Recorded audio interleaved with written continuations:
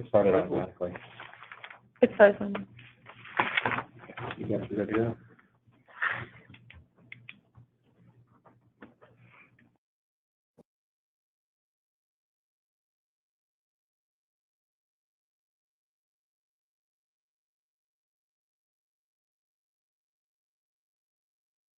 Good morning, Brian. Can you hear me? Yes, we're going to get started in just 10 seconds. All righty.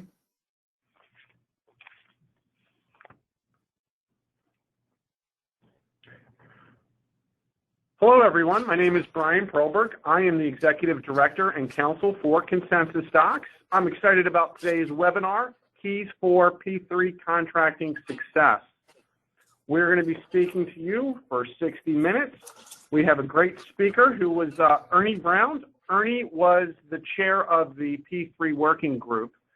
And he, before that, he is a San Francisco-based construction lawyer, mediator, arbitrator. He chaired the working group, and he's also the author of California Infrastructure Projects, 4th edition, as well as a new book, The Citizen's Guide to Public-Private Partnerships. And we're going to have a link so you can actually get access to that document. As part of Ernie's experience, he was project counsel for the joint venture of Flatiron and Kiewit that built the Presidio Parkway as a $1.3 billion P3 project in the San Francisco area. So today's webinar will be recorded, so you don't have to take detailed notes. We want you to focus in on listening. And then within, let's say, 48 hours, we will send you out a link with the recording that you can listen to at your leisure. The number one question that we get on our webinars is, the answer is going to be yes, is you will get a copy of the recording, you will get a PDF copy of today's PowerPoint. And we will be taking questions. You can provide those questions at any time in the Q&A box, but for the most part, we'll probably get to most of them at the end of the presentation, but I will do my best as moderator for today's presentation to potentially interject with that for Ernie to answer those as we go along. So with that, we're doing new technology today. Ernie has graciously provided a video cam that you should be able to see the PowerPoint slide as well as a picture of him speaking. So with that, let me hand it over to Ernie for today's PowerPoint presentation. Well, Brian, thank you so much. First to Consensus Docs for setting up this webinar. And also I might want to give you kudos because the chair of any of these subcommittees within Consensus Docs wouldn't operate without Brian and his staff to support us. We're going to be talking about a few things today. Speaking of Consensus Docs, we're going to be talking about two new contract standard templates that have been developed and are now published. Those being the 900 document, which is a consensus doc concessionaire agreement, which is the heart of a P3, and also the O&M agreement, which is Consensus Docs 910. Now, we did 910 first, the operation and maintenance agreement, because we wanted to sort of provide something that was useful immediately to people that wanted to be able to do operations and maintenance of all types of facilities. And then we used that as one of the building blocks along with the design build background too, and also extensive industry experience with about 30 people on the committee with extensive experience in P3s to develop Consensus Doc 900, which is the standard public-private partnership agreement. We'll talk about that at length today. But the first thing I want to do is sort of give you a little bit of a background here about how this effort came together with the book. I'm trying to advance the slide here, Brian. I haven't gotten that quite going here. So again, this is the topic, public-private partnerships. And this picture that you'll see is an image of the Presidio Parkway, which consumed about 6 years of my life from concept through proposal and through entire project plus 3 DRBs that we did. And it goes through the heart of the Presidio, which is a 1776 Spanish fort, became a U.S. military fort for a number of engagements overseas, and is now essentially a national park that is administered by the local Presidio Trust. It's an amazingly beautiful area. What we did was we replaced a bunch of antiquated bridges that we had built in 1937, along with the bridge that was Golden Gate Bridge. And along with that, replaced that, we did a lot of parkway features that became really incredible in terms of allowing the citizens to have access to the beach, access to all the original forts and the recreation areas. And it's also become a high-tech hub. Just a little bit distance from here is Lucasfilm and many other great companies that are now headquartered there. So that's a little bit of the background. I did write this book based on that experience, which is being published actually this month, along with the 4th edition of my construction California infrastructure book, which is sort of something I've had around for about 20 years now. So getting to the main points, most all of the people on the call, I think we have over 200 people on the call today, have experience with what a P3 contract structure is. We'll talk about what that is and how it contrasts with other types of traditional methods, just at the very beginning, so we're all on the same page. Under a P3 contract structure, the owner, public agency, has sort of the overall need. And sometimes that comes from the agency, sometimes it comes from the citizen. It may come from a group, maybe come from a local Boys and Girls Club, or maybe come from a library district that have something they want to build that they can't afford to build without private investment.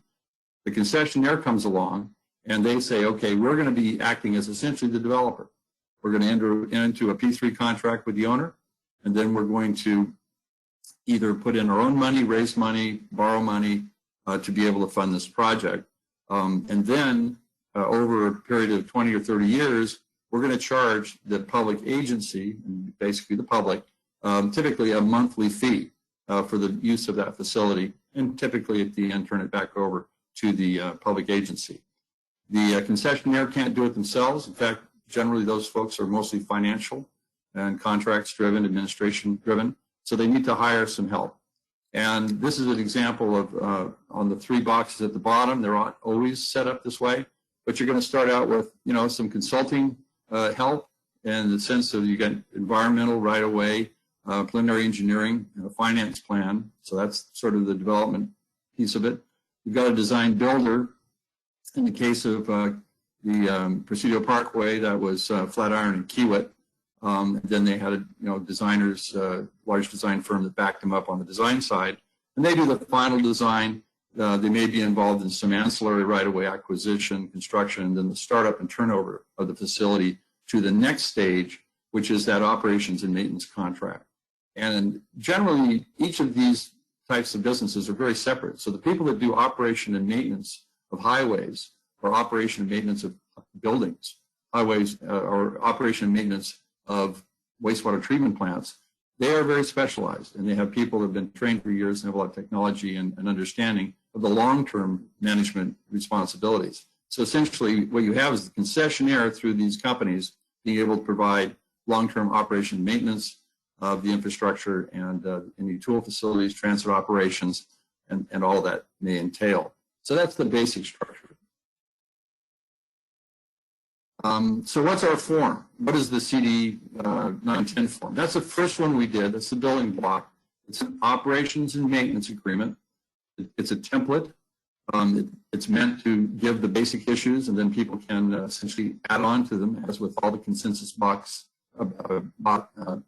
documents. Consensus docs basically have to be modified for state use and to determine if they comport with local law.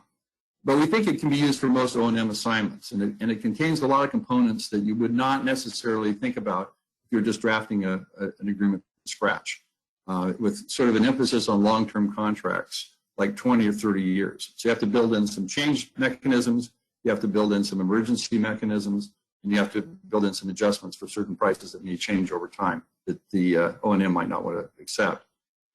It's also used, intended to be used with our CD 900 concession agreement. And like the forms when I was at Fluor, you may not always have that used, but it provides a checklist of the major contract issues.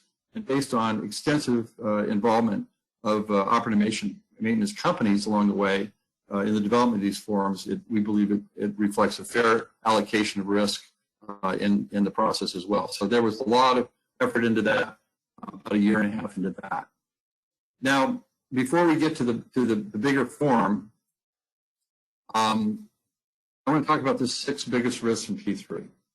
And these are based on not only P3 experience, but I was counsel for the Oakland Connector project, which is a $500 million connector light rail that goes between the Oakland airport and the BART station at the Coliseum Station. And so that was a design build, Flatiron Parsons doing that one, and then a operation and maintenance by Doppelmayr. Doppelmayr, for those of you who are skiers, know that they design and build about 80% of all the ski lifts in the United States. They also do a lot of transit work in Europe. So those were the folks who were not only going to be key in the design, supplying equipment during the course of the project, but then they were also going to operate and maintain for 20 years that project. So a lot of that experience was useful in putting together these risks as well. Very recent project. So the 6 biggest risks in P3, the cost of bid preparation, which can be millions of dollars, and often you only get $500,000 back if you're an unsuccessful bidder. So that's the biggest upfront risk. Proposal quantity estimates. Again, your proposal is based on your best understanding of the quantities that are required for this design and build essentially project. It may not have a lot of detail supplied by the owner. So that is an area where there have been at least 2 major lawsuits brought by design builders against their engineering firms that have involved either large-scale design build or P3 projects where the quantity estimates were not as expected and became significant cost overruns. Scope creep during design. It's just like any other design build project, except often the scope in a P3 is a lot less detailed. You may not have the front-end engineering design work, the feed work at a detail level. You may not have the designs to a point where people can really understand all that they're being asked to do. So the concessionaire might find that the public owner or their stakeholders may be trying to enhance the scope as you move ahead. And that may be building ancillary facilities, protecting old dorms and so forth on the Presidio project, for example, building parking lots, building access ramps, a lot of things that were not necessarily included, but then are asked for. Utility relocations as well. What we found is that when you're relocating a power line or other facility, a vault, often the utility will say, you know, we really plan to double the size of that service. You're making us do it earlier. You should pay for it all. So there's a lot of heavy negotiation on that. Third-party permits, which I think is the biggest issue. If you've got third-party stakeholders, I write about this extensively in my book. They can become essentially people that can block the project or hold it hostage to be able to get concessions that they want. Very, very critical problem and can result in hundreds of millions of dollars in claims in some of these big projects. And then finally, environmental issues. And I'm reminded of the bridge, Long Beach and Gerald Desmond Bridge down there, where during that bidding process, which I was involved in for one of the contractors, one of the major contractors backed off because there was an environmental indemnity. Said that if you stir stuff up underneath the bridge during construction, that you end up with essentially that environmental liability. So those are things that if they say you're in charge of, you know, environmental indemnities and so forth, those can be catastrophic risks to the contractor. This is a slide that I've used for a long time, and it contrasts the 3 basic methods of construction that we see for large projects and small, but particularly the larger ones. Lump sum bidding, we're familiar with. Construction for fixed lump sum price, fine.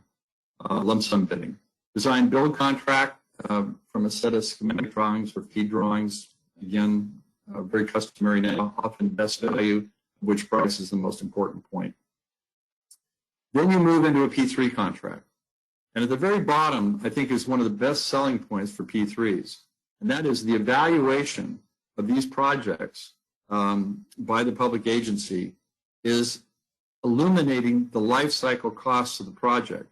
What that means is when they're looking at a project, whether they want to build it, that's a big question, how much it's actually going to cost over 30 years. A P3 allows them to actually see the number rather than saying, well, this is the design, this is the hard construction cost. We're not really sure what it's going to cost to run it in the future. This is a way to pin that down. And again, for the go, no-go decision of building a project, or certainly in comparing bids, where architects and engineers and their concessionaire really have to think about long-term costs associated with the design. That's something where the P3 really leverages the economics and thoughtfulness of the concessionaire. But the three risks that are stacked on top are things that are really novel to many design builders, and certainly to architects or engineers or general building contractors who haven't been down this road.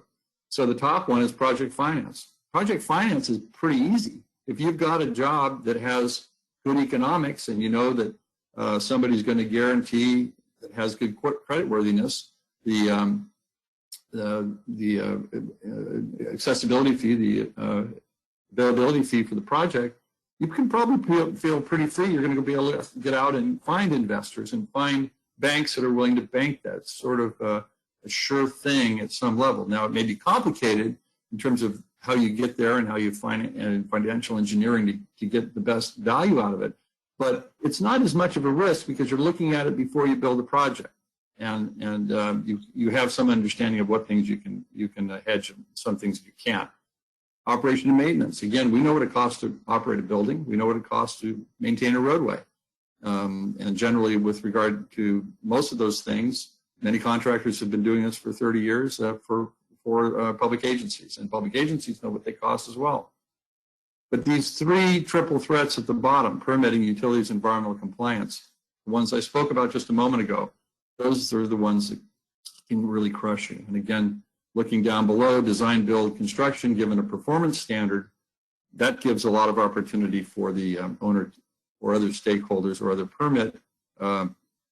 third-party permit agencies to extract significant value that they think they want out of the concessionaire once they get going. A lot of people think the P3s are all brand new things. Concessions are brand new things.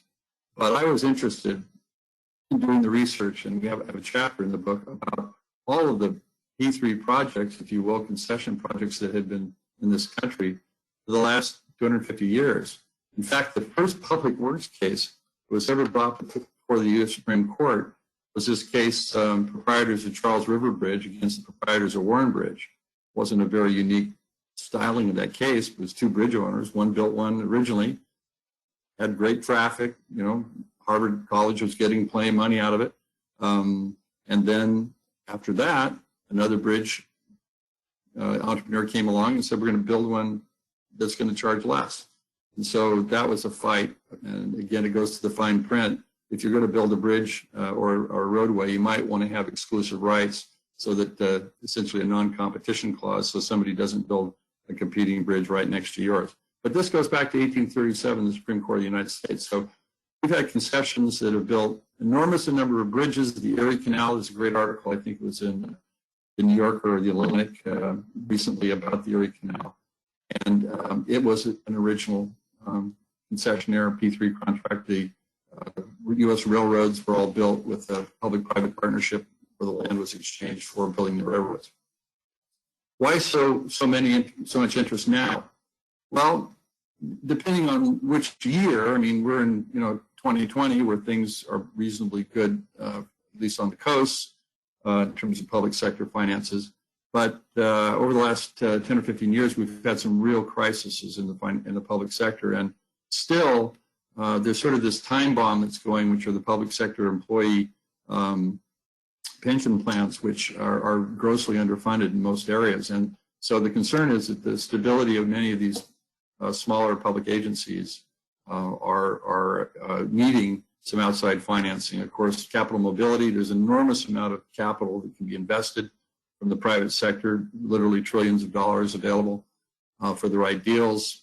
Private sector is suited to support increased complexity of these historically, government tasks, like the water treatment plants are getting more and more complicated, and our treatment systems more and more technology driven. And finally, it's efficiency driven by market incentives. And that goes back to this concept of a life cycle costing. They like the idea of being able to see what it's going to cost over the next 30 years. There's a lot of other types of things that the governments raise. What I've usually found is that the public agencies that are small understaffed and have a real pressing need, like they're going to face a substantial water quality fine or something like that, those are the folks that are most interested in P3. On the other extreme, you have something like the Caltrans, which was our counterparty in the Presidio Parkway project, one of them. They have thousands of engineers that have built bridges and so forth for years, and they're really quite hostile. In fact, they sued the state of California to prevent, union did, of engineers to prevent the P3 from happening because they felt that, among other things, it was taking away state jobs and that something that really the government knew how to do themselves. So it depends on the type of entity, but if you're dealing with a public agency that frankly has a lot more resources than they need, or a lot more resources than they might necessarily want to give up, then you may have a more difficult time with your P3 than an agency that really doesn't have the water resource, recycling, hazardous waste, has waste sort of expertise that they may need to satisfy regulations and local requirements. So here's a slide. And anybody, again, that wants these slides, we'll provide them, and they're going to be obviously on the video. This is a little bit older slide, but the data is very good. We did a presentation in 2012 about the growth of mega projects, and this continues. But if you look at these numbers, they're really quite staggering. Even in that short 6-year period, we went from having maybe 116 projects, 116 projects over 500 million, really no billion-dollar projects on the radar at that moment in the public sector, up to 194 and 103 over 1 billion in 2011. It's probably double by now. These are projects that they can't fund easily. A bit of a cough, so let me try this cough drop.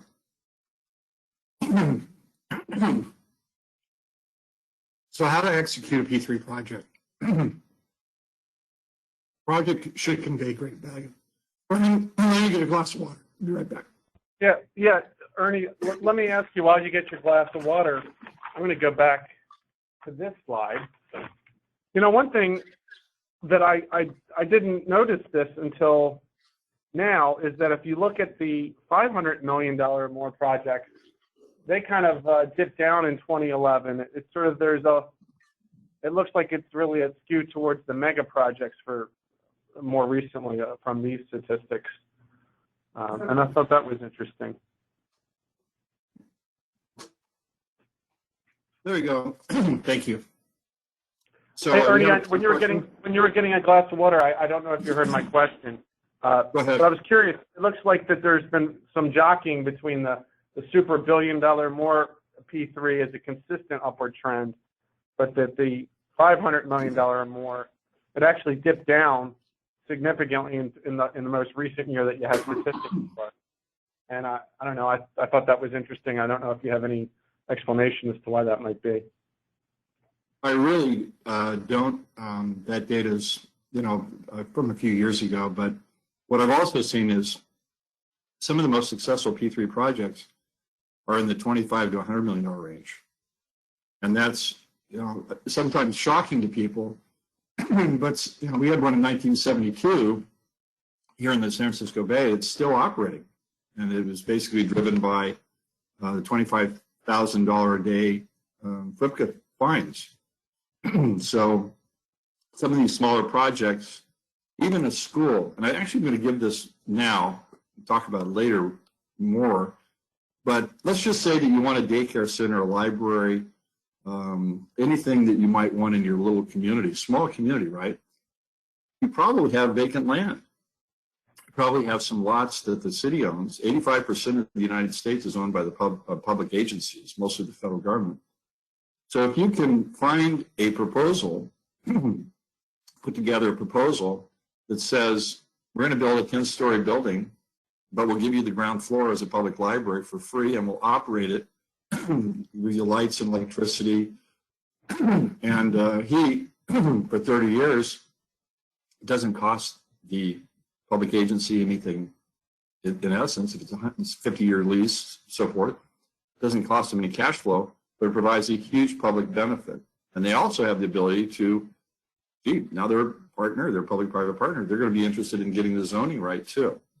So my view is that some of these smaller projects, which are not on this chart, are even more important. That's a good point. Well, just a quick follow-up on that. So of those smaller projects of, say, under $50 million, under $100 million, you mentioned schools, you mentioned libraries. I mean, I've heard parking garage. Is there a prototypical type of project that you would highlight in that regard that maybe people aren't thinking about? Well, the most obvious one to me are hospitals. And virtually all the hospitals in Canada are done with P3s. And the reason for that, they have essentially a national healthcare system, but they found that it's easier if you're really buying a building, a specialized building, it's easier, or since you're renting it, tell what your requirements are, and then have the doctors and administrators work with a private developer, and they have a template for it. In fact, we looked at those templates, and some of those clauses are in the back of our book. So a hospital is an ideal candidate because we need them.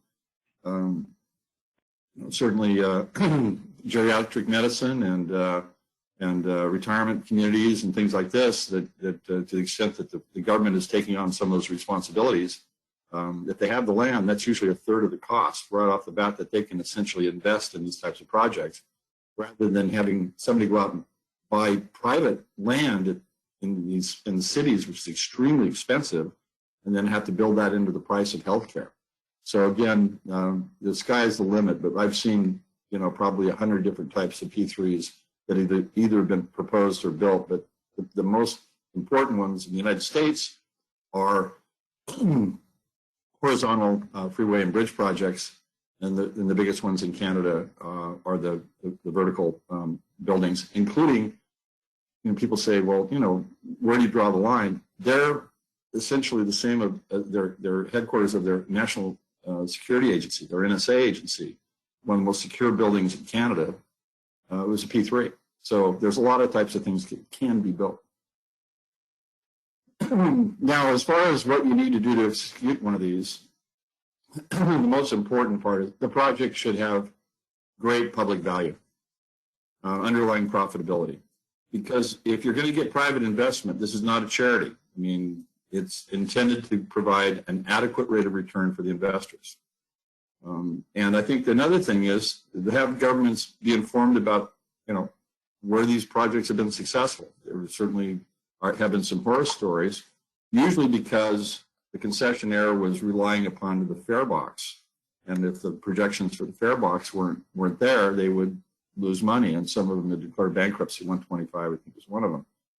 State and municipal governments also need to sort of change the way they work. They need to be more team players. They need to, understand that they are essentially not only the user, but they're part of the development team.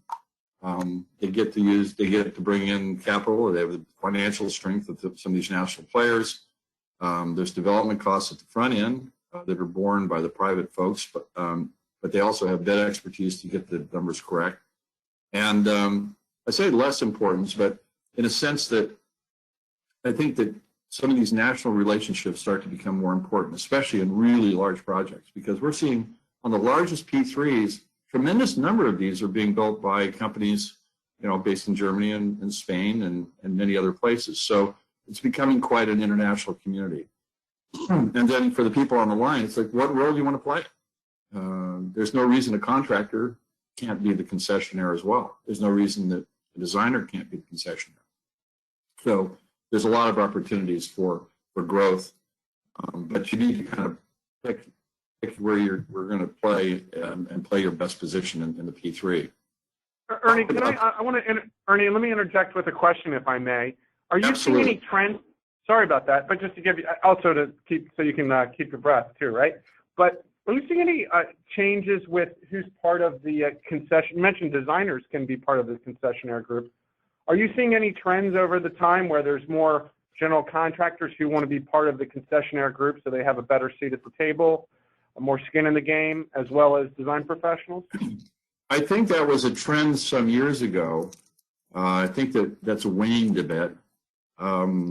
they do like the idea of being at the table, but you know, if you're a 10% partner and you've got $100 million in the deal, a lot of people think they're kind of at risk, right?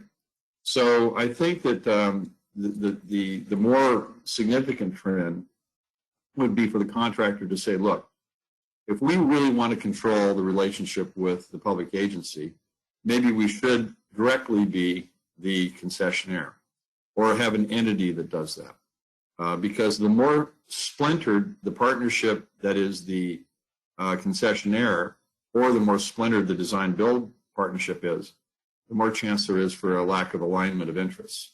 And so, again, I think the trend might be more a general contractor says, I'd like to build this building, or I'd like to build it with my friend who's a developer. How can we do this so that we work on this arm in arm, rather than essentially have the developer be a pass-through entity who just wants to pass all responsibility down and just frankly clip coupons, which, you know, to some degree they want to do that. They don't want to have any actual design, construction, O&M responsibility. They want to pass that all through down to the lower levels of that block diagram that I showed you.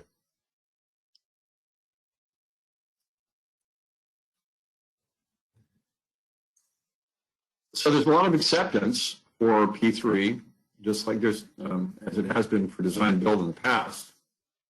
These are the states where it's green lighted for horizontal projects, which are pipelines and bridges and things, roadways. And this is the chart for vertical. And again, every one of these is a bit different in the way that they approach it. One of the most important parts of it, Brian, is which of these agencies will allow unsolicited proposals.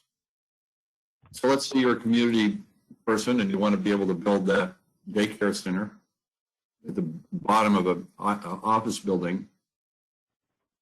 Then to what extent can you come in and say, here's a prepackaged plan with all the financing, here's our designer, here's our constructor, this is the building we want to build, this is the variances we need.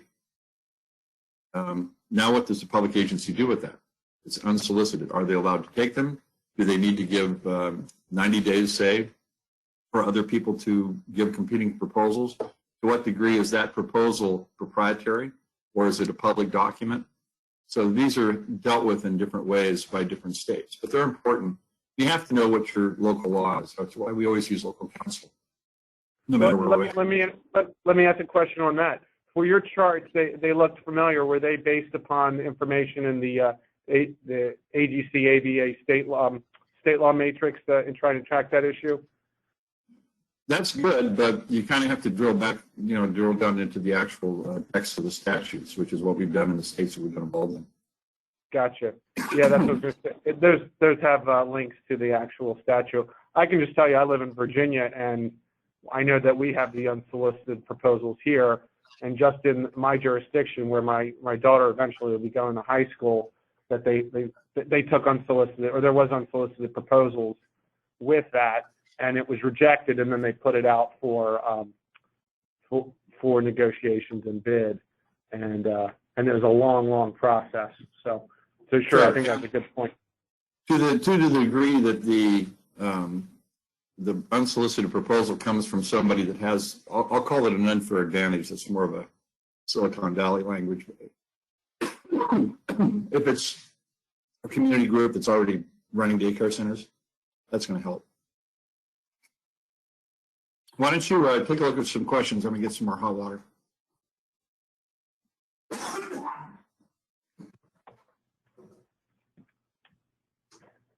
Well, good. You know what? Actually, that's a good lead-in. There was a question, and it's actually one that I should probably take. The question is from Ira, and he wants to know if the consensus docs 900 and 910 standard documents addressing P3 are standalone documents, and if they're part of a larger contract package, what's the cost of the P3 contract template? So the answer is consensus docs only has the documents available through subscriptions, and we have different packages, and they're different costs. And our most popular package is the full package, And there's two prices. There's over 100 standard contract documents, and most people will qualify for being a member of one of the 40 groups that's part of Consensus Docs.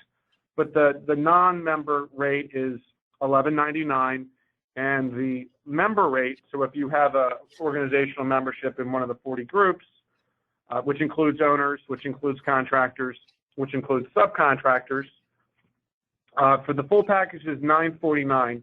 The P3 documents are also part of what's called the owner's package, and those ranges are non-member is $10.99 or $1,099, and the member rate is $8.79. So those are the two packages, and then you get unlimited use of all the documents during the annual 1 year. And you can always go to our website you get 3 free samples, and that's probably information we'll be sending out to you in follow-up to the webinar. That's and great. With that, Ernie's back If you from want to look at, I mean, the law firms that do this work, we have the subscriptions and so forth. So, I mean, in terms of just kind of looking at it preliminarily, the law firms have those things to be able to look at. But to be able to use them, I mean, they are copyrighted documents, and they need to be properly compensated so that we can keep Consensus Docs in business. So, talking about this slide, we're getting closer to the end here. I was going a mile a minute there for a while, Brian. These are the risks that the public agencies may want to shift, and some of them are reasonable, and some of them are not, and some of them have led to a lot of problems with projects. Design and development risk, design suitability, testing problems, delivery of design. The design firms don't know how to do that. I don't consider that to be anything different than hiring an architect. The construction risk, again, construction schedule and costs. If you give somebody fixed scope, they can give you that construction schedule and cost, but the permit and environmental stuff is the wild card there. Financing risks, securing it, maintaining financing, price escalations. Those are things that financial engineers can manage, and that the cost models will support. Operation risks, again, service performance, security, operating costs, maintenance costs, latent defects, which often become the concessionaires' problem because they designed it and built it. So there's no construction defect case. They generally are going to just take care of it as part of the O&M performance. They may fight between the O&M contractor and the designer and the contractor over whose fault, but you don't get the availability payment if the facility is not operating properly. And then demand, and that's a huge risk.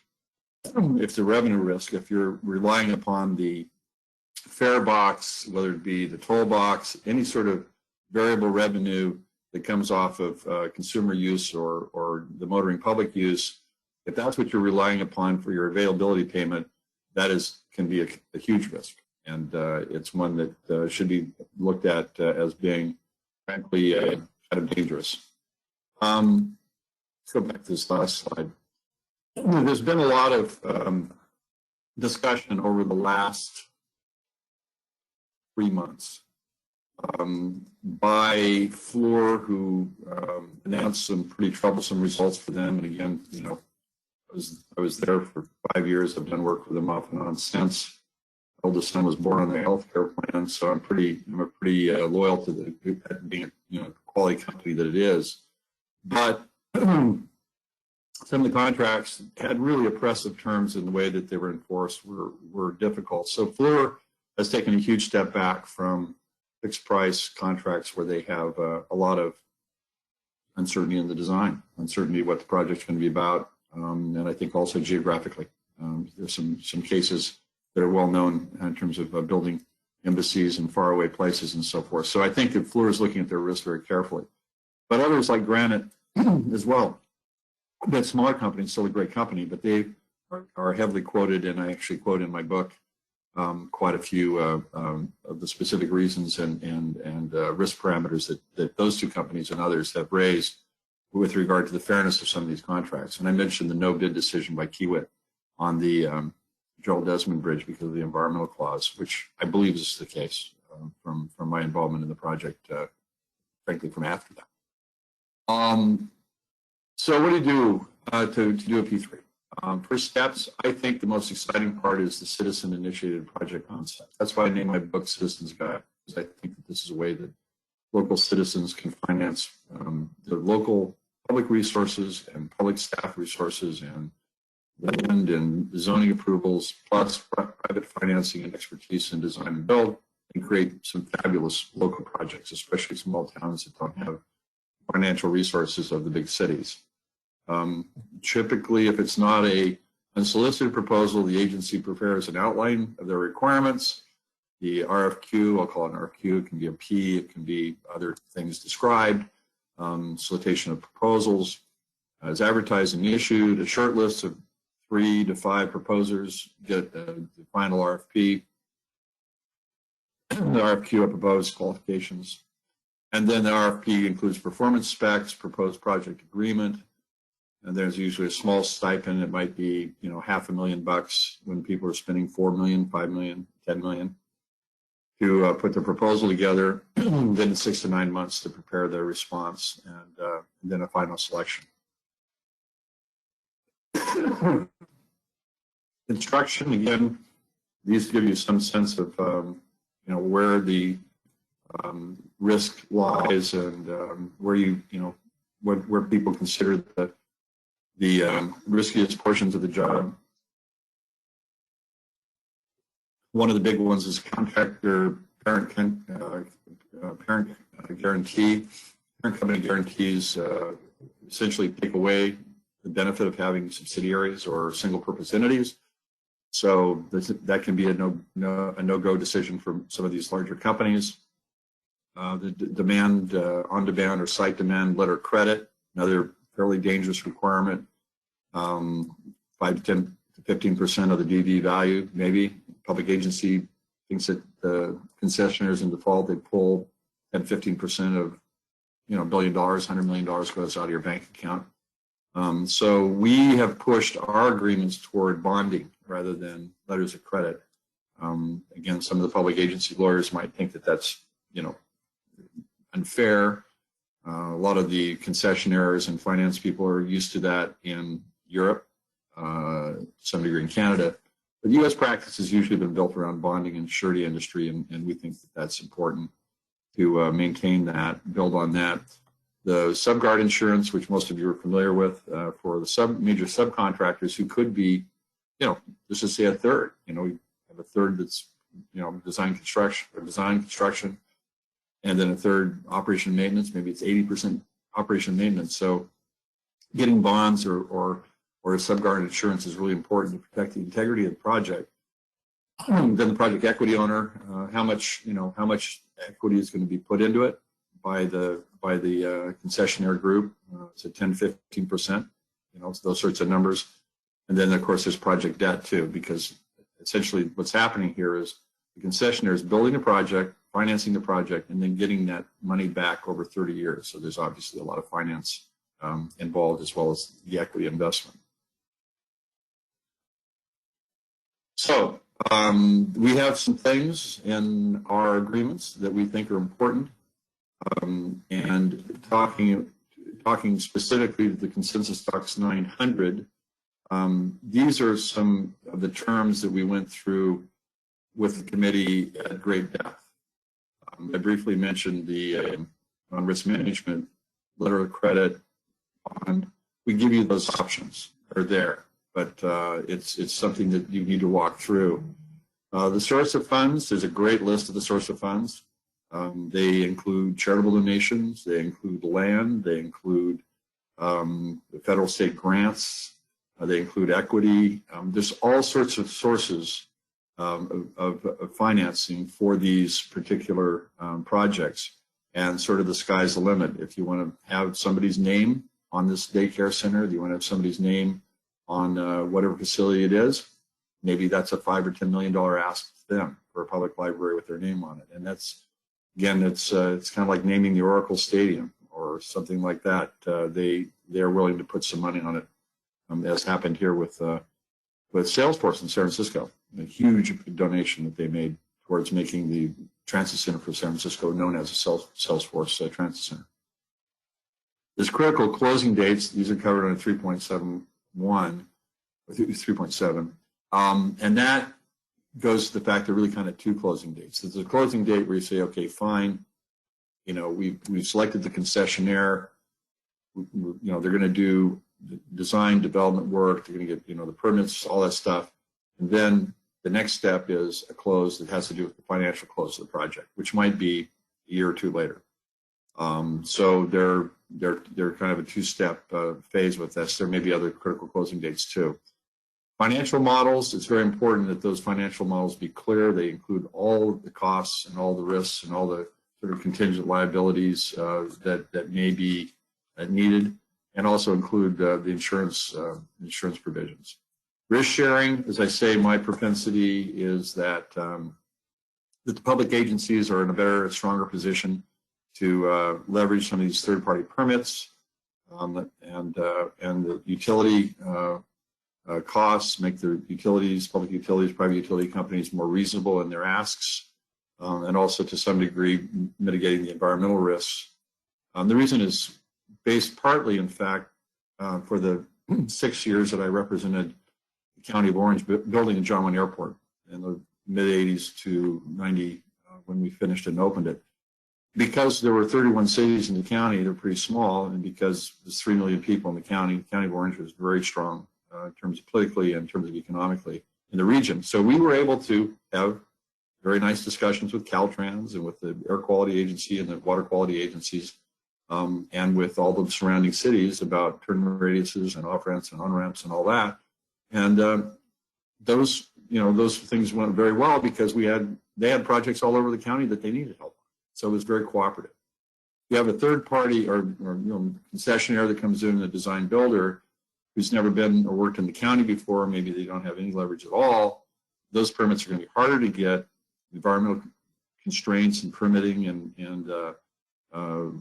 things you need to do, mitigation measures, all are going to be harder. And certainly the public utilities, if you're just dealing with them on one project and you're never going to see PG&E or Southern California Edison again, then they're not really going to have an incentive to be cooperative. So again, in our approach, which has been what we think is a little bit more balanced, we asked the public agency to take more responsibility for permitting the project as a true partner, as a true public-private partnership, rather than sort of the shove-down contracts that exist to some degree out there.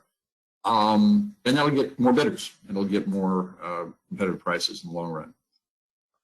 The hand back of the project, hugely important. That's at the end of the job. But I mentioned also there's another handover, and that's the one from the design builder over to the O&M contractor.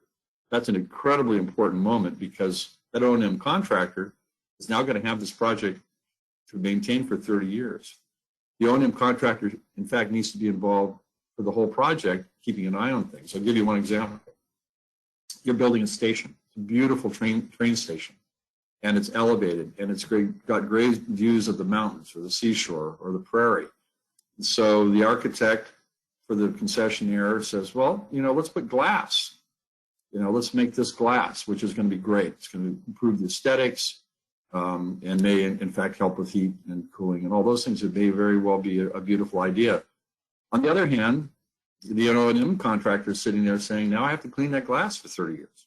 So that's going to cost something. So it's important to have the O&M contractor at the table, and that has to do as well with the elevators and the escalators and all these other components that obviously are going to have to be maintained for all those periods of time.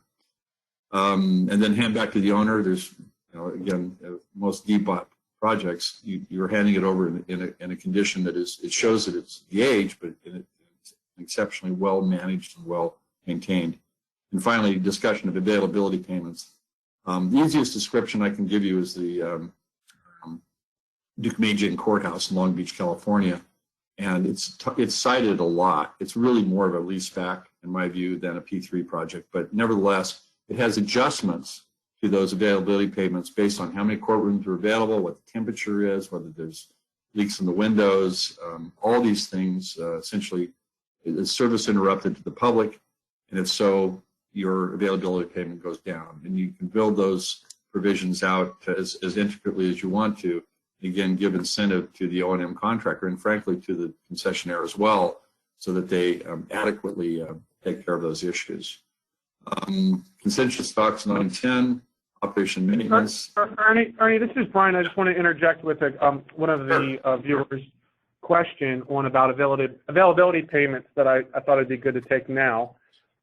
So one of the things is, what about projects that don't generate revenue? They specifically says, what have you seen in some of the best funding sources for availability payments for the public owners to draw from other than the tax base? That's a good point. And again, I think part of what I emphasized earlier is that if you can find a project that has a built-in revenue source, that's ideal. Now, one example of that, which is not allowed in California, but it's allowable in other places, is a sports arena. The sports arena basically gets built, it's a public facility, but you have at least one anchor tenant, NFL, soccer, what have you, baseball, that is going to agree to a revenue stream. So once you have that in place, that's sort of your baseline revenue. And then there are other folks that may engage in buying boxes, and they might agree to long-term box contracts and long-term concessionaire contracts that have built-in payments and escalations.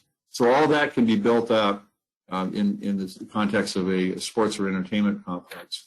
And again, you know, there's certain types of prediction that of revenue prediction that we are pretty sure about, certain types that are not. For example, I think in San Francisco for BART, we really know what the fare will be for most all of the major tributaries of the BART system, Bay Area Rapid Transit System, for the next 25 years. I mean, we kind of know because we've got a built-out system. We know what the densities are. I mean, they can predict with some regularity. The new system, the one that connected the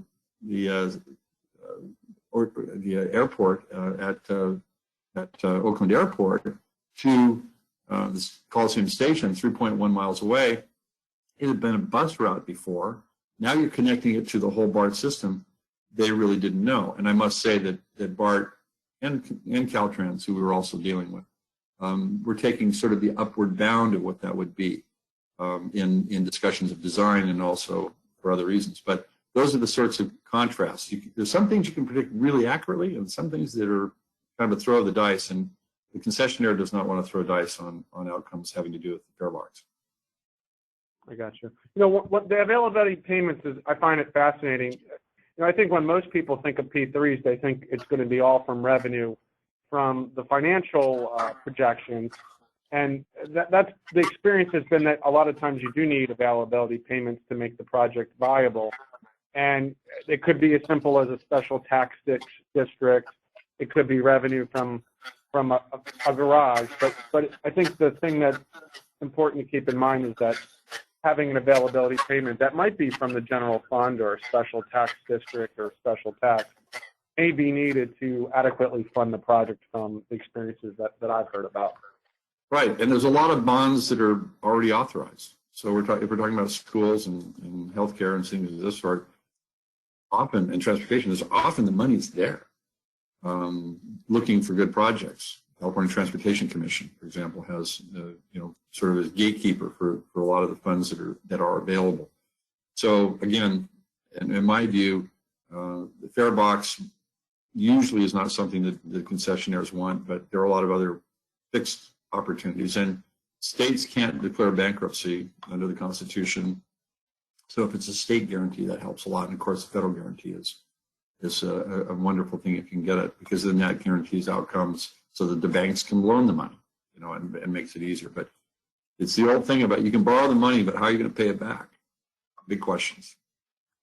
I want to talk just briefly about the consensus docs 910, and this is a nice cover page. The 900 looks very similar, but you can see how many of these people, how many of these organizations contributed to these documents.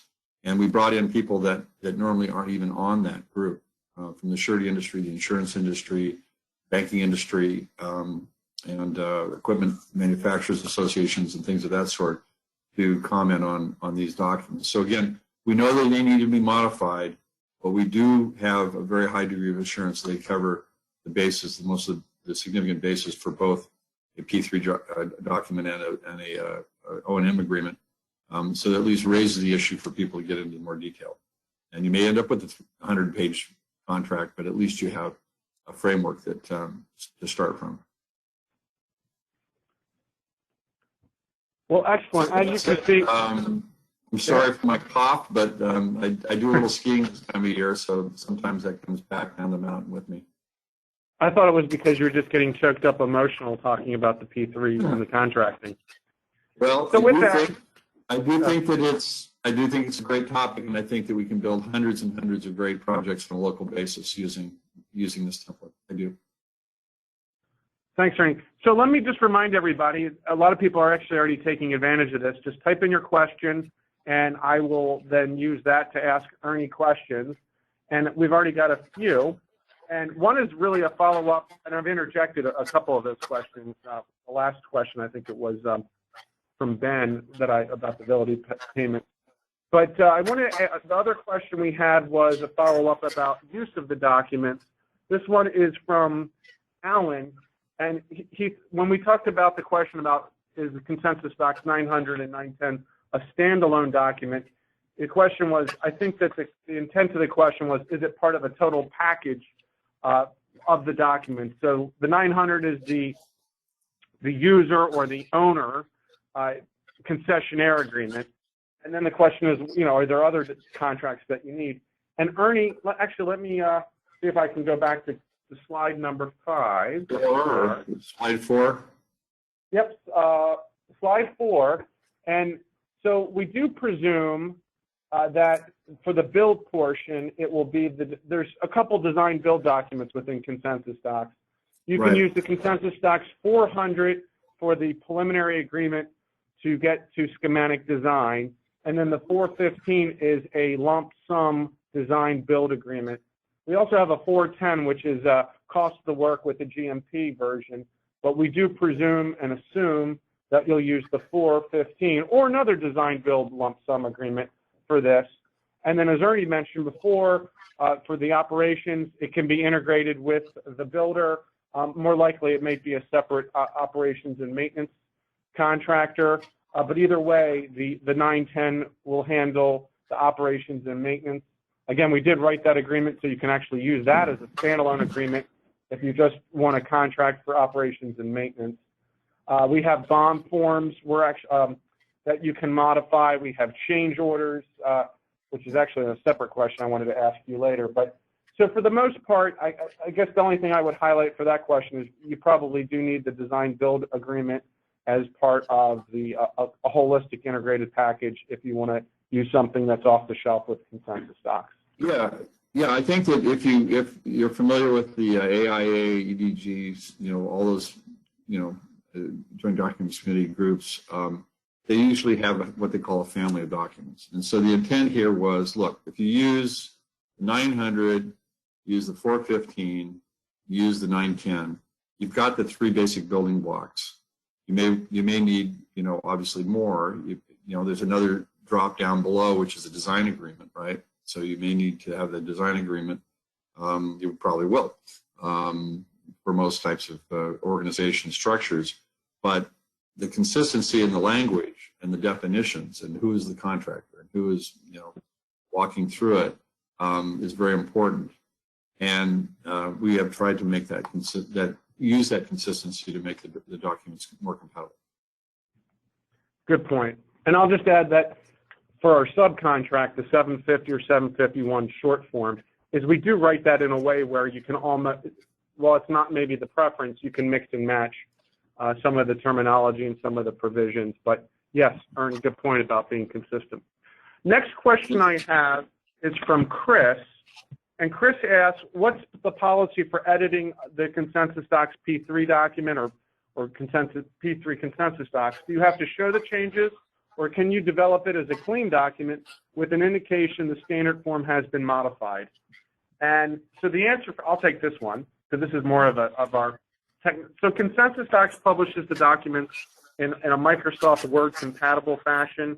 We have some security features, but you are the purchaser of the document has full editing rights, and that they have the ability to share those either in clean or red line.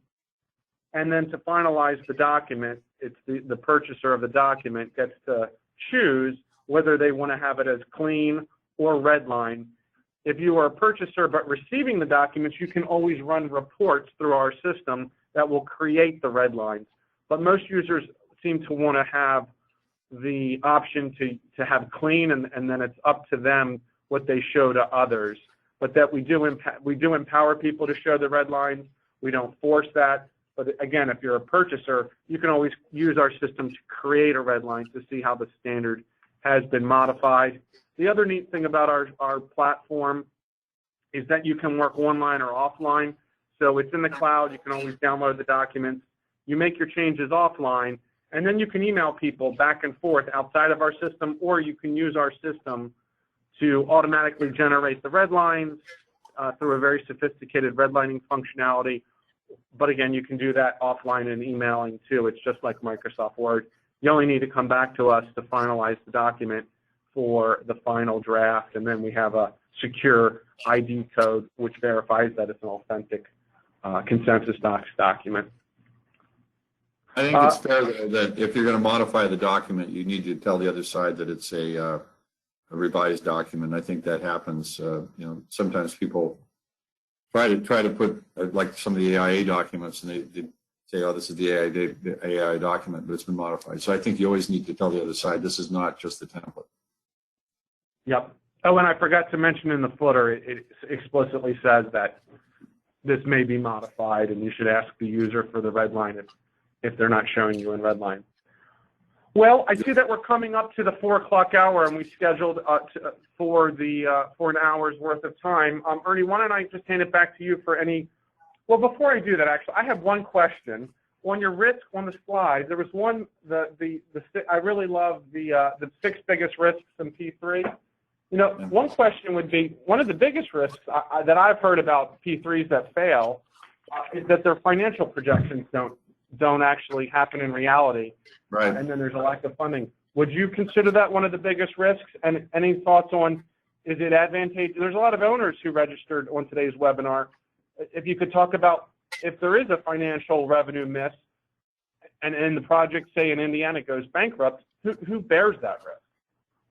Well, let me put it this way. It's not on this chart, even though I think it is very important, because I don't think that most of the rational players in this business are accepting that anymore. The fare box risk for a 30-year transportation project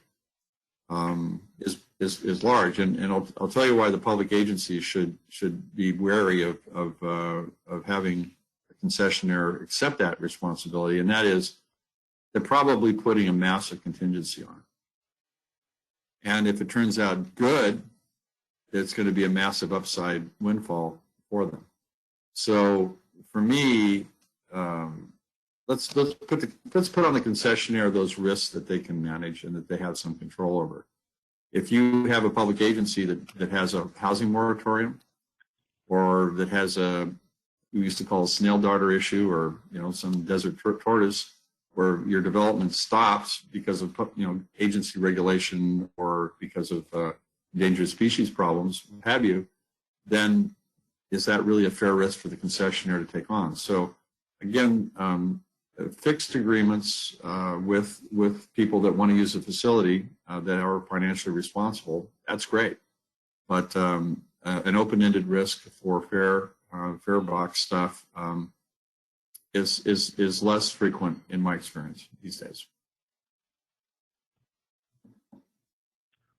Well, with that, let me hand it back to you for any closing thoughts on today's webinar before we close out. Well, thank you. The one thing I would say is to go back to P3s are not just for billion-dollar projects. P3s can be for relatively modest projects, as well as projects that are locally initiated by citizens who want to build something. And to the extent that we have that in mind, this set of templates with these 3 documents, the concessionary agreement, design build, and O&M agreements that are offered by Consensus Docs, we think are a very good platform for people to at least start the process of considering those local projects, which, among other things, are really fun to build. Excellent. Well, let me just, on behalf of Consensus Docs, this is Brian Proberg. I want to thank you all for registering and attending today's webinar. We will have the recording, the slides out to you. Special thanks to Ernie, the entire working group. We had an all-star cast for the P3 working group that had some really high-powered players who brought forth their P3 experience. I think that the benefits of the fair and balanced document, a very sophisticated and unique document, is emblematic from that. And we're either going to include the samples, or you can always go to our website, and once you register, you can get free samples of the 900 and the 910. And with that, again, thanks, Ernie, for a great presentation. Thanks to everybody, and look forward to communicating with you in the future with other webinars and other communications, such as our construction law newsletter. Thank you very much, and have a wonderful day. Thank you, Brian. Thanks, Ernie.